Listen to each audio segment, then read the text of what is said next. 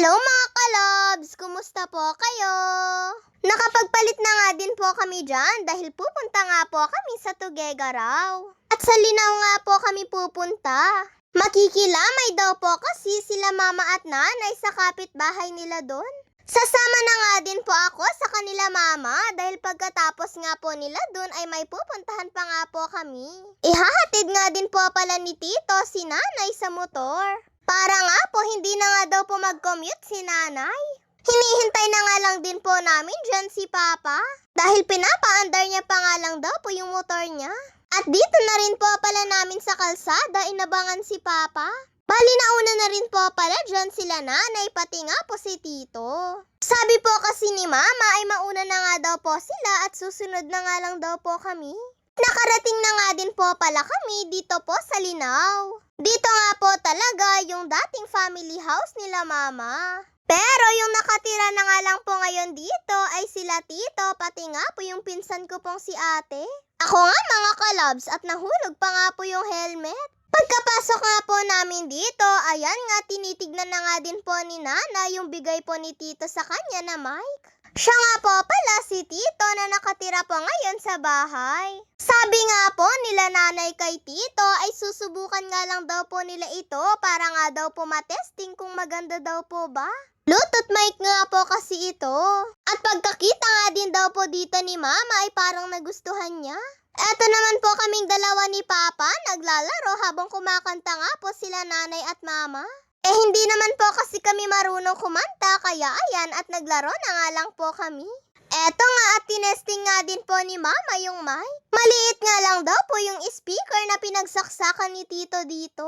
Kaya pag uwi nga daw po namin sa bahay ay susubukan nga daw po ulit ito nila Mama sa speaker namin. Maganda nga din daw po itong mic mga kalabs. Mahilig nga din po kasing kumanta si nanay, kaya po siguro nagbigay si Tito ng mic sa kanya. Pagkatapos po pala nila nanay at mama sa pinuntahan nila ay kumain nga lang po muna sila. Nauna na nga din po kasi kaming kumain. Tapos eto, aalis na nga din po kami. Ihahatid na nga lang po ni Kuya Rod si nanay. Diretso uwi na nga din daw po kasi si nanay mga kalabs. Hanggang sa may kanto nga lang daw po ihahatid ni Kuya si nanay. Tapos magko-commute na nga daw po si nanay papunta sa bahay. Dumiretso nga lang po pala muna kami dito sa may huwa. Dahil may bibilhin lang po kasi ako dito na kailangan ko. Isang item lang naman po yung bibilhin ko dito mga kalabs. Sakto naman pong pupunta kami ng plaza. Kaya sabi ko nga po kay Papa ay daan na nga lang po kami dito para nga po mas makamura kami. Habang tumitingin nga po kami dito ng kailangan ko. Nakakita nga po ako ng marker na katulad nga po ng niregalo sa akin nila Mama at Papa noon. At nung nakapili na nga din po ako ng kailangan ko, ayan nga at nakapagbayad na nga din po kami. Pagkatapos ay dumiretso na nga po kami dito mga kalabs. Dahil bibili nga din po ako ng paborito ko. Alam niyo na po yun mga kalabs, eto nga pong chocolate. Matagal na rin po kasi akong hindi nakakapag-chocolate Hindi ko pa nga po ma-decide kung ano po yung kukunin ko Kung malalaki po ba ay yung maliliit. Kumuha na rin po pala ako dito ng Minute Maid na juice. At diretso nagbayad na nga din po kami.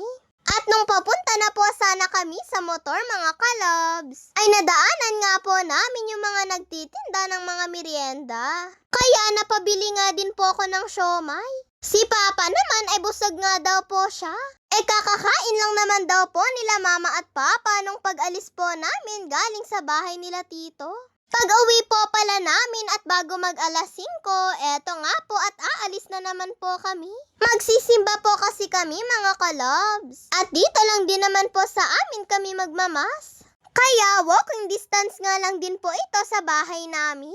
Kasama rin po pala namin dyan si Kuya Moymoy. At eto nga po mga kalabs, nakarating na nga din po pala kami dito sa may chapel. Maya-maya nga lang po ay tapos na nga din po yung misa.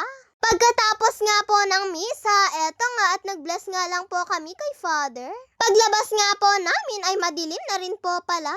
Alas 6 na rin po kasi nung natapos yung mas Sila Kuya at Kuya Moymoy nga ay nauna na nga din po sila sa amin nila Papa. At hindi na nga po sila naghintay.